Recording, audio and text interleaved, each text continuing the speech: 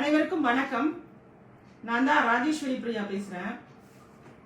இந்த நேரலை எதற்காகன்னு பாத்தீங்கன்னா, மிகவும் இன்னைக்கு கவனத்தை ஈர்க்கும் வகையில திரு விஜய் அவர்கள் டிஜிபி அலுவலகத்துக்கு போனாரு அப்படிங்கிற ஒரு செய்தியை பார்த்திருந்தோம்.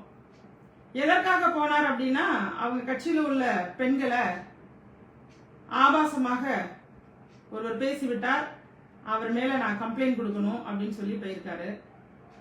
இதே 2023 ராஜேஸ்வரி பிரியா நான் உங்க மேலையும் உங்களுடைய ரசிகர்கள் மேலையும் டிஜிபி அலுவலகத்துக்கு சென்று ஒரு புகார் கொடுத்தேன். அந்த புகார் என்னன்னு கேட்டீங்கன்னா, ஒரு சமூக அக்கறையோடு புகைப்பிடிக்கும் பழக்கத்தை ஊக்குவிக்கும் வகையில உங்களுடைய திரைப்படத்துல ஒரு பாடல் அமைஞ்சிருந்துச்சு. அந்த பாடல் வரிகள் இளைஞர்களையும் சிறுவர்களையும், குறிப்பாக சிறுவர்களையும் பாதிக்கும் வகையில, புகைப்பிடிக்கிற பழக்கத்துக்கு அடிமையாக்கும் வகையில அந்த வரிகள் இருந்ததை கண்டித்து நான் ஒரு பதிவு போட்டிருந்தேன். அந்த வீடியோ வைரலாக எல்லாராலும் பார்க்கப்பட்டது. அந்த சமயத்துல என் மீது நீங்க ஒன்று நான் சொல்வதுல கருத்து இருந்துச்சுன்னா அதை ஏத்துக்கணும் அல்லது ஏத்துக்க கூடாதுங்கிறத தாண்டி ரசிகர்களை வைத்து, குறிப்பா சொல்லணும்னா உங்களுடைய ட்விட்டர் ஐடி, பர்சனல் ட்விட்டர் ஐடியை டேக் செய்து என்னை பற்றிய மிக மிக மோசமான ஆபாச வார்த்தைகள். இன்னைக்கு நீங்க எந்த வார்த்தைக்காக நீங்க டிஜிபி அலுவலகம் போனீங்களோ அதை விட கடும் சொற்களால உங்க ரசிகர்கள் என்ன திட்டினாங்க.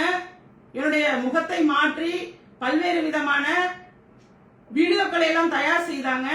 அவ்வளவு ஒரு பெண் சமூக அக்கறையோடு செயல்படுவதை தடுக்கும் வகையில எத்தனை துன்பத்தை கொடுக்க முடியுமோ அத்தனையும் நீங்க கொடுத்தீங்க உங்க ரசிகர்கள் மூலமா.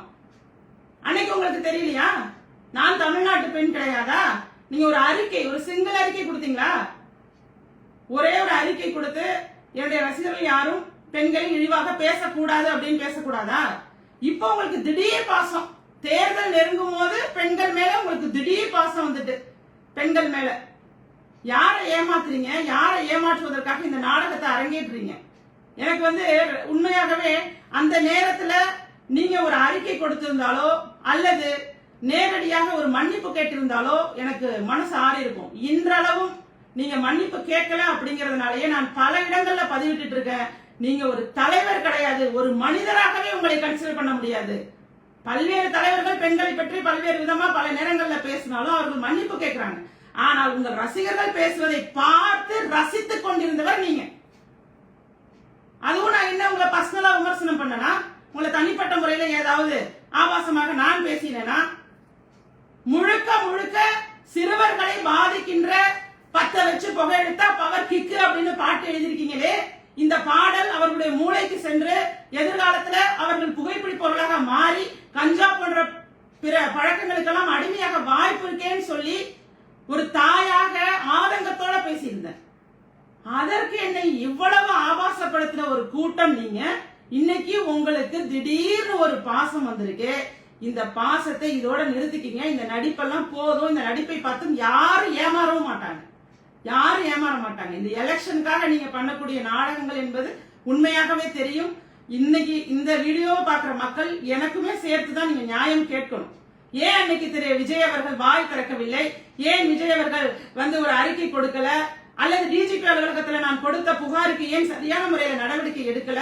ஒருவேளை இன்னைக்கு நீங்க டிஜிபி அலுவலகத்துக்கு போய் நான் டேட்டோட சொல்றேன், நான் புகார் கொடுத்த டேட்டை, அந்த உங்கள் மீது உள்ள ஒரு புகாரையும் சேர்த்து என்னடா ஒரு லேடி என்ன மேல புகார் கொடுத்திருக்காங்களே அதையும் என்ன தூசு தட்டி எடுத்து பார்த்துட்டு வர முடிஞ்சா பார்த்துட்டு வாங்க மிஸ்டர் விஜய் சார். போதும் உங்களுடைய நாடகம். நன்றி.